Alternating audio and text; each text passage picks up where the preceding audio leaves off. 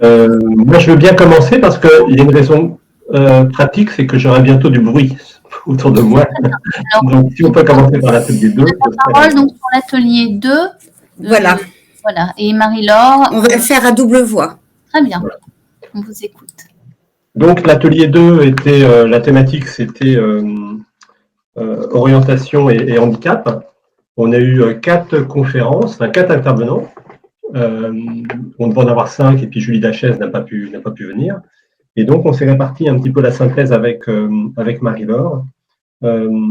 Alors, première conférence, c'était Isabelle Soidet et Catherine Gouédard autour de, finalement, la problématique de la réflexion sur soi, sur son parcours, avec une méthode focus group. Et ça reprend finalement un article qu'ils ont proposé aussi à la revue OSP qui paraîtra un numéro thématique. Donc Marie-Laure en parlera tout à l'heure sans doute en juin et en septembre. Donc sur leur intervention, l'idée c'était d'utiliser cette méthode focus group dans 2 objectifs principaux. Premier objectif, c'était finalement saisir l'expérience des étudiants porteurs de handicap en orientation. Et puis, deuxième objectif, c'était finalement se servir aussi de cette méthode focus group comme un outil ou un levier pour développer le pouvoir d'agir, le développement capacitaire. Donc, ils ont illustré leur méthodologie par des extraits d'entretien où on pouvait voir finalement différentes étapes dans ce focus group, différents épisodes, comme elles disent, avec une analyse des dynamiques de dialogue et voir les apports du groupe finalement avec cette méthodologie. Et puis, comme perspective de développement, elle pense adapter un autre outil qui me semble intéressant, qui s'appelle la chronique de vulnérabilité, qui est en fait une analyse du parcours scolaire et universitaire des personnes porteuses de handicap, qui peut servir aussi dans 2 objectifs principaux pour comprendre, pour essayer de bien comprendre finalement les parcours, mais aussi pour identifier les ressources des personnes. Donc, voilà ce que je peux dire de la première conférence. Marie-Laure, si tu as des choses à rajouter, n'hésite pas. Non, je crois que tu as bien résumé. Je te laisse la main pour la deuxième alors. Voilà, en ce qui concerne l'intervention de Philippe Efretikine, qui parlait au titre de la GFIP, finalement, il nous a bien précisé en fait les aides et les services de la GFIP, donc, qui depuis 1987 est une mission du service public et qui gère des budgets et développe des actions pour l'insertion des personnes handicapées, tant au niveau de la construction du projet professionnel avec différentes infrastructures de l'État comme Cap Emploi, ils agissent donc aussi à pour l'accompagnement de création d'entreprises pour les personnes en situation de handicap, pour l'emploi accompagné, des dispositifs aussi d'analyse des capacités au regard du handicap, des orientations spécifiques avec une lecture des compensations. C'est un terme qu'il a utilisé, qui a été réutilisé assez souvent dans notre atelier, les compensations liées à la situation du handicap.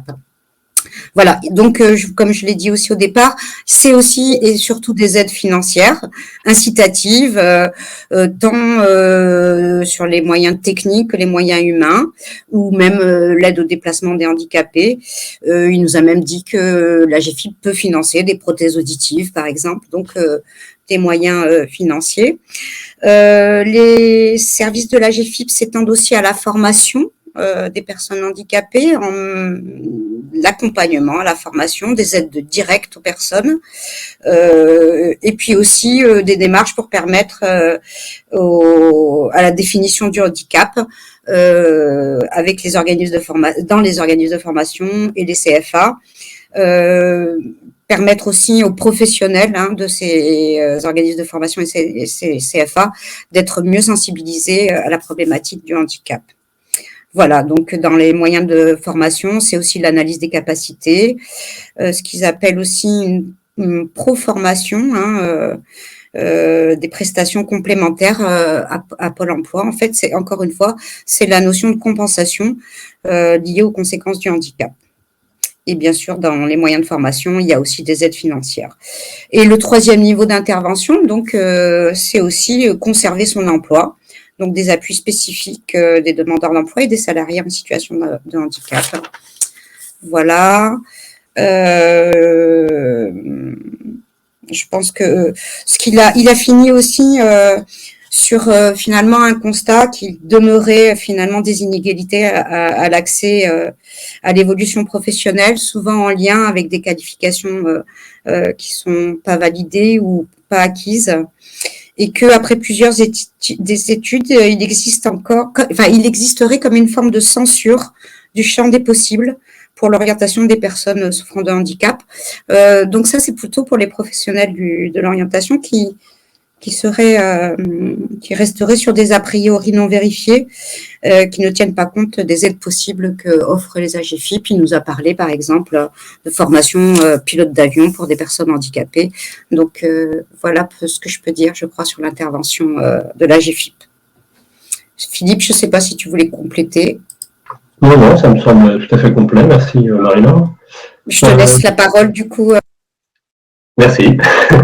Troisième intervention, c'était Régine Moissino, qui est en thèse dans notre laboratoire, dans notre équipe, sous la direction conjointe de Jean-Luc Bernot et de moi-même, et qui nous présentait finalement son projet de thèse et ses ateliers qui sont en cours de réalisation. Donc, ces ateliers consistent en un accompagnement des personnes qui ont été diagnostiquées avec troubles du spectre de l'autisme.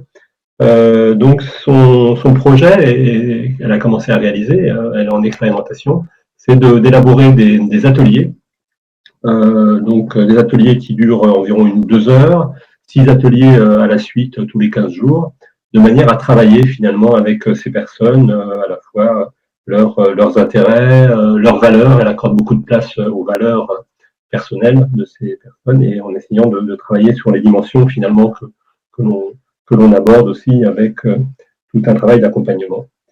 Donc après nous avoir exposé finalement les caractéristiques des personnes avec troubles de TSA, de manière à voir de quelle manière les ateliers peuvent répondre à ces caractéristiques, elle nous a détaillé finalement les ateliers et qu'ils sont en train il y en a 2 qui sont en cours en Bretagne, en région Bretagne, et un qui est en voie de bouclage. Donc les premiers constats sont positifs. Alors bien sûr, il y aura une évaluation avant et après. Donc pour l'instant, c'est uniquement une évaluation qualitative, mais c'est tout à fait positif d'après ses premières impressions. Pour ces ateliers, elle s'est beaucoup inspirée de la méthode, de l'outil Sciences de la vie, Sciences du travail développé par l'équipe de Jean-Luc Bernot, et en partie sur l'outil carnet de bord qu'elle a adapté finalement et qu'elle a expérimenté déjà sur un premier atelier et dont elle a mis finalement des modifications sur le deuxième. Deux choix principaux pour ce carnet de bord. D'une part, c'était on aborde beaucoup les valeurs dans ce carnet et c'est une dimension qu'elle voulait travailler. Et puis c'est l'effet aussi d'un outil structuré qui est tout à fait adapté à ces personnes. Voilà. Et puis une petite annonce. Si parmi vous il y a des personnes qui sont intéressées par cette expérimentation et qui connaissent des personnes qui sont porteurs de TSA, elle cherche justement à élargir ces groupes d'ateliers. Donc, n'hésitez pas à la contacter ou à me contacter pour voir avec elle les conditions de participation à ces expériences. Voilà en synthèse finalement ce qu'on peut dire de cette communication. Marie-Laure, à toi. Oui, merci Philippe. On va finir avec ce que nous a dit Daniel Mélier, qui intervenait sur le titre, c'est l'approche du handicap auprès d'une population étudiante. Intervention fort intéressante aussi. Donc, il nous a parlé d'une université pro-inclusive avec des notions d'intégration comment dire, versus inclusion, si je peux me permettre. L'intégration, ça serait plus porté sur le système, l'activité, l'environnement et l'équipe enseignante, alors que l'inclusion, c'est plus des notions autour de la personne, du diagnostic fait sur le handicap, de la prescription et donc d'un programme spécial sur l'individu. Voilà, il a aussi mis en regard les obstacles que rencontrent les personnes en situation de handicap et donc les éléments facilitateurs que le monde universitaire ou l'enseignement supérieur, pardon, met en avant. Il a beaucoup parlé du monde universitaire en nous disant que finalement dans les grandes écoles, peut-être que les éléments facilitateurs étaient moins présents. Autour d'une phrase de Cordier qui nous dit « on ne naît pas étudiant, on le devient », cette phrase apporte tout son sens finalement par rapport à une population étudiante en situation de handicap. Le devenir étudiant est peut-être plus particulier. Et donc, il a fait, ça rebondit un peu sur l'intervention d'Isabelle et Catherine en début d'après-midi sur les notions de focus group qui étaient fort intéressantes pour aider ces étudiants. Voilà. Et puis, son intervention portait sur la notion d'accessibilité subjective. Donc cette subjectivité, elle est soit celle de l'étudiant handicapé, soit cette subjectivité, elle est du côté de l'équipe enseignante ou du monde universitaire. Donc finalement, ce qu'il appelle l'accessibilité perçue par autrui, ces deux subjectivités finalement, quand elles sont pas en adéquation, c'est-à-dire par exemple l'individu étudiant se sent capable pense qu'une activité peut lui être accessible, alors que le monde universitaire avec son équipe professionnelle pense que ça ne lui est pas accessible. Tout ça provoque des sentiments d'injustice finalement quand il y a une dissonance de ces perceptions. Voilà, il parle d'une politique plus handly-friendly pour une égalité, une équité, une libération de ces étudiants en situation de handicap. Je crois que j'ai fait le tour de la question, Philippe.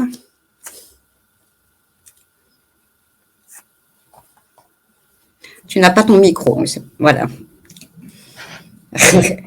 On laisse la parole aux autres ateliers, atelier 1, atelier 3. Ok. Donc, moi, je veux bien continuer avec l'atelier 1. Donc, c'était un atelier centré sur les publics de bas niveau de qualification. Alors, je vais faire une synthèse générale sans reprendre chacune des interventions, puisque vous avez les résumés des interventions dans la brochure qui est en ligne. Et puis dans le programme, enfin dans la brochure en tout cas, vous avez les résumés. Alors nous, dans les interventions, les 5 interventions, finalement, ont abordé d'une part, je dirais trois grands points. Hein. D'une part, ce qui a amené, le processus plutôt qui conduisent les individus à se retrouver dans des situations de précarité. Alors effectivement, la faible éducation, la faible qualification des individus est un facteur de risque, mais c'est pas du tout l'unique facteur, parce qu'on a eu des présentations qui ont concerné des personnes avec des qualifications, avec des diplômes en tout cas, et qui se retrouvaient dans des situations très précaires, dans le travail informel notamment, dans notre atelier, nous avions des présentations de situations qui se trouvaient dans des différents pays, hein, la Tunisie, l'Argentine et puis la Suisse et puis la France. Et donc, dans ces processus qui conduisent à des situations de précarité, finalement, moi, je retiendrai que ce qui a été dit, il y a beaucoup de choses qui ont été dites, mais c'est surtout la question le fait que ces personnes se soient trouvées confrontées à des contextes défaillants dans leur soutien au développement de ces personnes. Alors des contextes qui ont contribué, qui ne favorisaient pas, par exemple, le sentiment d'appartenance, le sentiment de compétence, qui n'ont pas permis le développement de relations privilégiées, par exemple, à des enseignants ou dans le travail, il y a des collègues qui n'ont pas permis le développement de projets ou qui ont contribué à cristalliser des représentations, des stéréotypes, des contextes qui ne permettant pas les innovations, la créativité, ne permettant pas non plus de faire valoir ses droits, de reconnaître ces personnes, de leur permettre de développer des stratégies, ne reconnaissant pas des apprentissages informels et ne les reconnaissant pas dans le cadre d'apprentissages formels non plus. Donc, ces processus, ont conduit à des situations variées qui ont été évoquées aussi. Alors, ce qu'on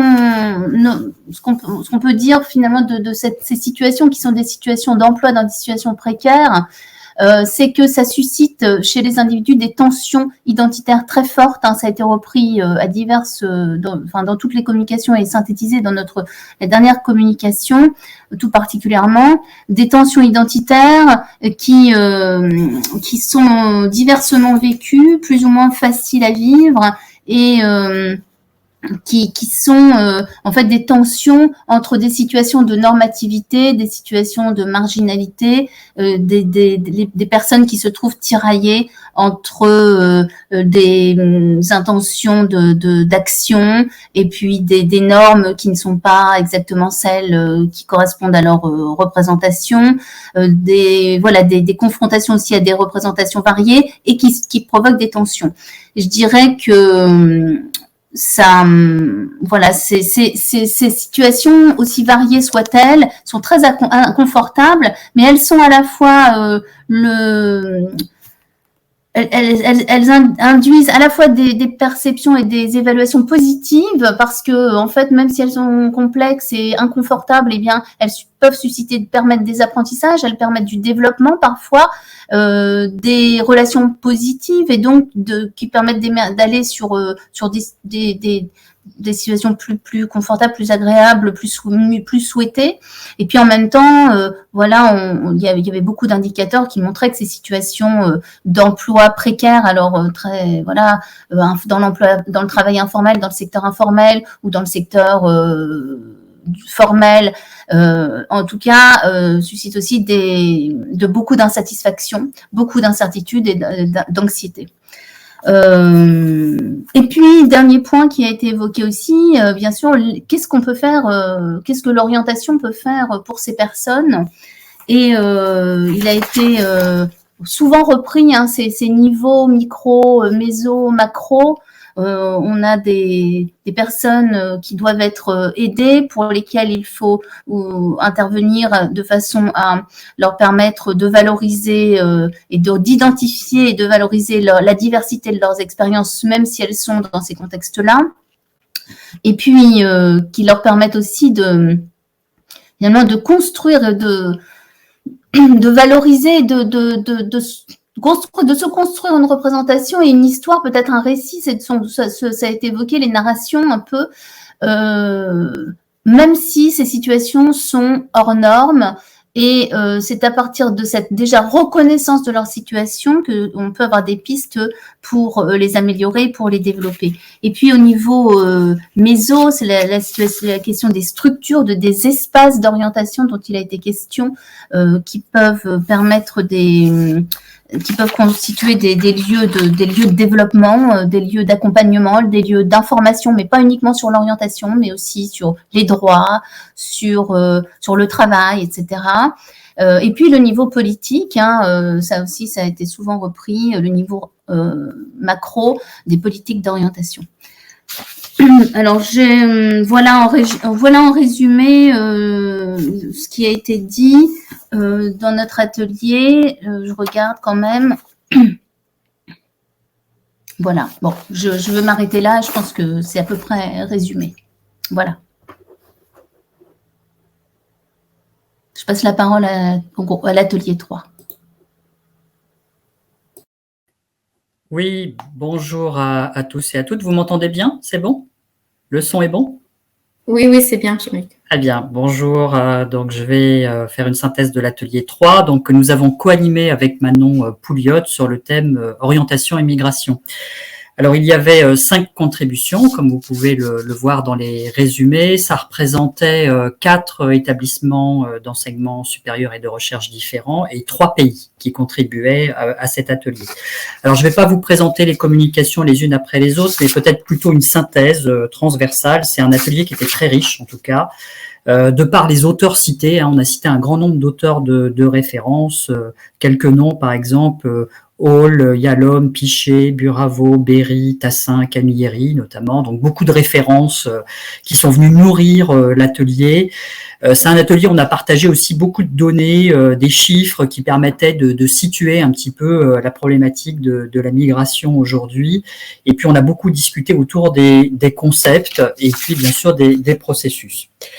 Alors, qu'est-ce qui est revenu sur le devant de la scène? Tout d'abord, peut-être s'entendre sur le choix des mots, parce que parfois les questions de migrants et de migration sont méconnues ou donnent lieu à des représentations qui sont stéréotypées ou déformées par les médias ou beaucoup trop émotionnelles. Et donc, on a à plusieurs reprises insisté sur la nécessité de bien préciser les notions, de définir, de délimiter les formes de migration. Donc, on a parlé de migration économique, climatique, académique, politique. On a essayé de montrer un petit peu les enjeux de ces formes de migration. Et surtout, à chaque fois, chaque intervenant a eu la volonté de relier en fait ces formes de migration à des notions ou à des processus. Donc, par exemple, les concepts d'identité, de deuil, de socialisation, d'intégration, d'accompagnement ont été largement visités et analysés. Ce qui ressort très fortement, c'est la volonté de donner du sens à la migration, d'en comprendre les logiques pour tous les acteurs, c'est-à-dire que ce soit les migrants eux-mêmes, les professionnels qui les accompagnent, les politiques, les citoyens et les citoyennes, donc vraiment qu'il y ait une meilleure compréhension de ce qui se joue, en essayant de peut-être de déconstruire, de décristalliser certaines représentations et puis de favoriser le dialogue pour que les acteurs sociaux s'emparent pleinement de cette question de la migration. Donc, certaines contributions ont permis d'analyser les motifs de la migration, mais aussi les motifs de retour, et donc de mettre le doigt sur les difficultés rencontrées, sur des ébauches de solutions, sur les mécanismes d'injustice sociale aussi qui sont confrontés à la migration. Et donc, ça nous a permis vraiment de disposer d'un certain nombre de repères pour pouvoir penser l'action. Alors, parmi les actions, il y a plusieurs niveaux auxquels on a pensé et qui ont fait l'objet de débats. Il y a bien sûr le niveau des politiques publiques, des institutions, quel rôle peuvent-ils jouer, en quoi la migration peut être une opportunité pour les institutions et comment ils peuvent s'en emparer. Comment améliorer les politiques publiques, comment analyser les mécanismes adaptatifs des personnes migrantes et puis faire en sorte que ça se passe mieux quand il y a des difficultés au niveau des processus sociaux. Donc voilà, il y a beaucoup d'enjeux pour penser en termes de politique publique. Mais bien sûr, sans oublier les professionnels de l'accompagnement qui jouent un rôle très conséquent dans les prises de contact, dans les pratiques d'entretien et donc les contributions ont cherché à comprendre comment ils procèdent, qu'est-ce qu'ils mobilisent comme compétences, comme processus pour favoriser l'accueil, mais aussi les connexions qu'ils peuvent faire, parce qu'on se rend compte que la problématique de la migration, ça touche des questions psychologiques, mais aussi économiques, sociales, juridiques. Bref, c'est au carrefour de beaucoup d'enjeux, et donc ça nécessite que les acteurs soient bien outillés pour faire face à tous les besoins, aussi parfois à des questions administratives qui peuvent se poser et qui peuvent entraîner un certain nombre de difficultés. Donc les conseillers, les conseillères qui s'occupent des migrants ont besoin d'être accompagnés, il ne faut pas les oublier, eux aussi ils ont besoin que leur activité fasse sens. Certaines contributions ont insisté sur l'importance que leur travail soit reconnu et qu'il soit utile, qu'il y ait des effets visibles, qu'il y ait des traces d'activité. Donc, bref, qu'on puisse vraiment valoriser les accompagnements et le travail mené par les conseillers et les conseillères. Il y a eu aussi beaucoup d'échanges autour de la question des pratiques, comment on peut les adapter, comment on peut innover aussi, parce que en fait la problématique de la migration, c'est des problématiques où les personnes peuvent avoir différents types de difficultés ou de ressources d'ailleurs, hein, il y a les deux niveaux, mais il y a les problèmes linguistiques, il y a des problèmes d'adaptation des techniques, il y a l'adaptation à la culture, enfin bref, il y a vraiment beaucoup d'enjeux et on a eu différentes contributions qui nous ont fait réfléchir sur des pratiques d'accompagnement de migrants, alors en empruntant des terrains éducatifs ou des terrains professionnels avec des logiques d'insertion ou des logiques d'accompagnement des transitions socio-professionnelles.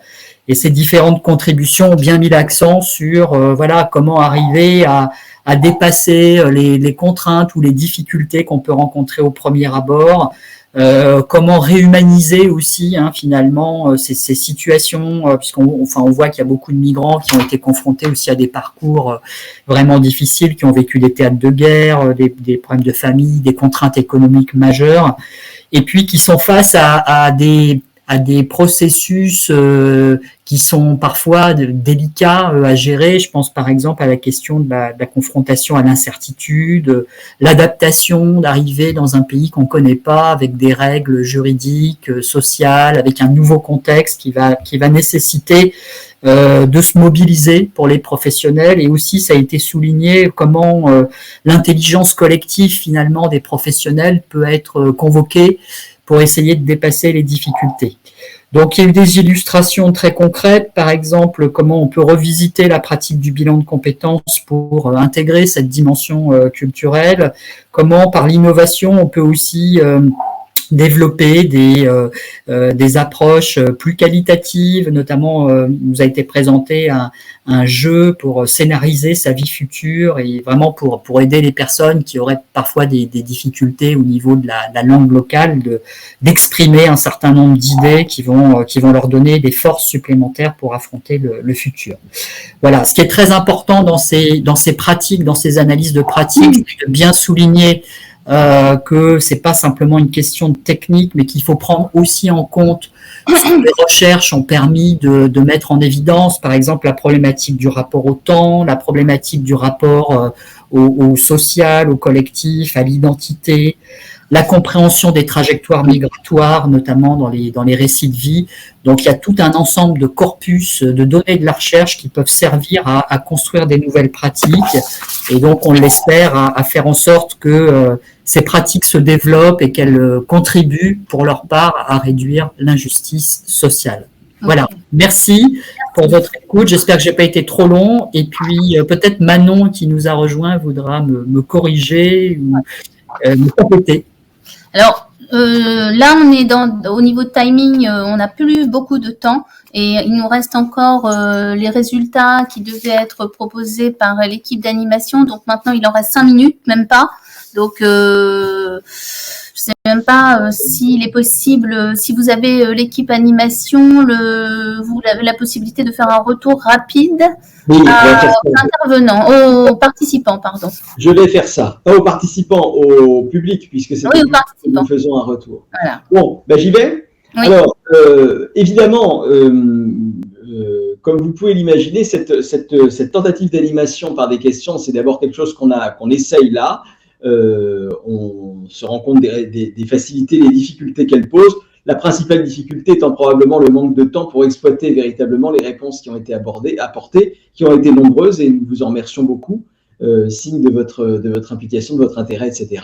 Donc, merci beaucoup. Ça donne un résultat très riche, mais pour le coup, difficilement exploitable. Alors, je vais quand même essayer, à partir des choses qui ressortent de manière un peu impressionniste, comme ça, des questions qui ont été posées, vous faire part de quelques points qui nous semblent ressortir et que je diviserai en deux catégories. Hein. D'abord, des points en termes de quels sont les mots, les concepts, les idées qui vous ont plus particulièrement marqué pendant cette journée. Et puis le deuxième point où j'évoquerai, autant que je pourrais le faire, évidemment en toute subjectivité pour le coup, hein, aussi bien pour le premier que pour le deuxième point, en quoi on peut voir un développement dans votre réflexion au cours de la journée.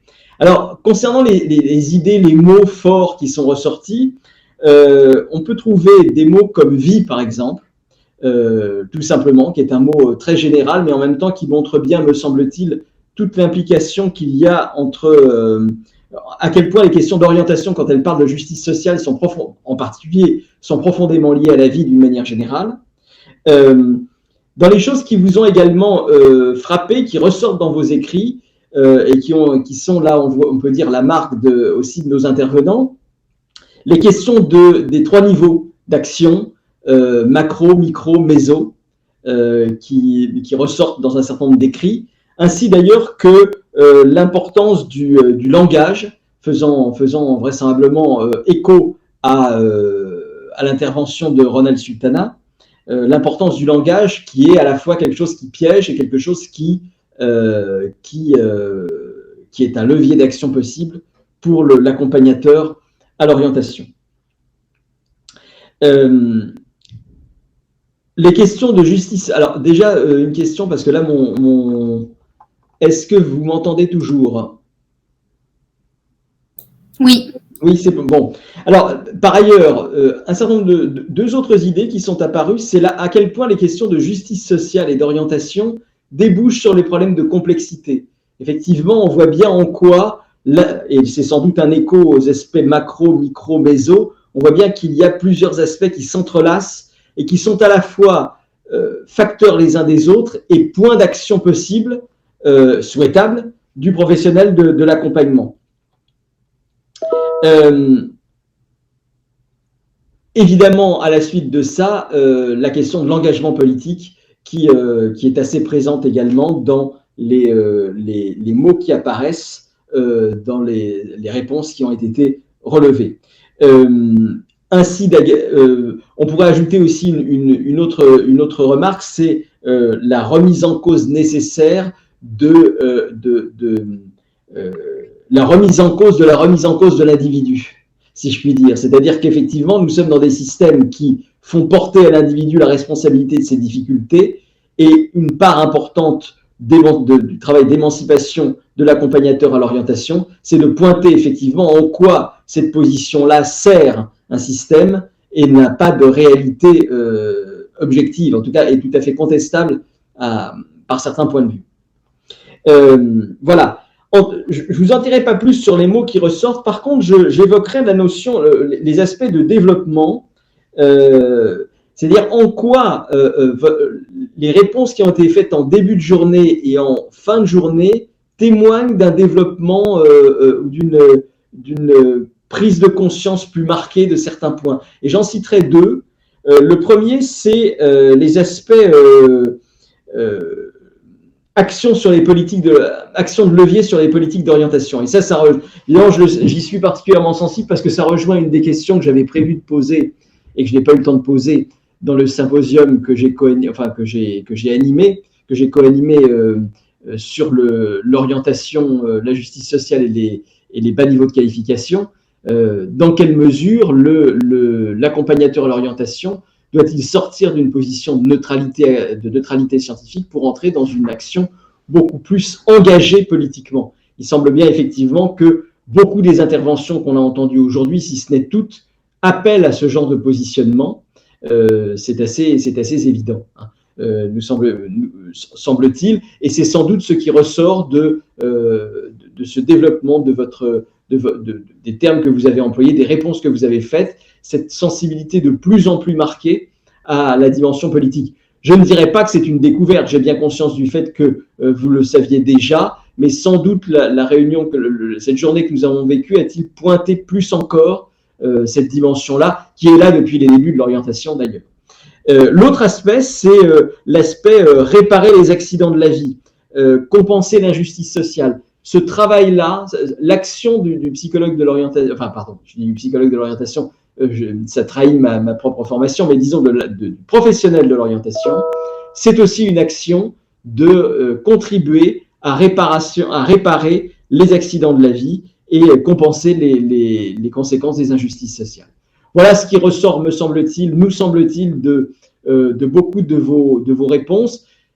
c'est un retour un peu impressionniste, même assez subjectif, mais enfin, je pense qu'il vous donnera quand même une petite idée d'une certaine, une certaine ambiance, j'aurais envie de dire professionnellement, avec cette prise en compte de plus en plus marquée des aspects politiques et collectifs des questions d'orientation. Voilà ce que je peux vous dire. Mes collègues y rajouteront éventuellement des choses.